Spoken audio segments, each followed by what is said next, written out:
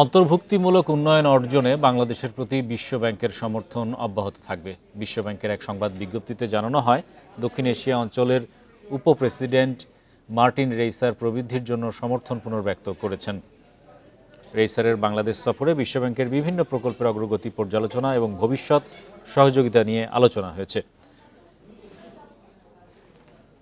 এসব প্রকল্পের মধ্যে রয়েছে কৃষি, জলবায়ু পরিবর্তন, অবকাঠামো উন্নয়ন এবং সামাজিক সুরক্ষা। রেইসার জানিয়েছেন, বাংলাদেশের অর্থনৈতিক সংস্কারের ধারাবাহিকতা এবং সামাজিক ও মানব উন্নয়নের ক্ষেত্রে সরকারের প্রচেষ্টার প্রতি বিশ্বব্যাংকের সমর্থন সবসময় থাকবে।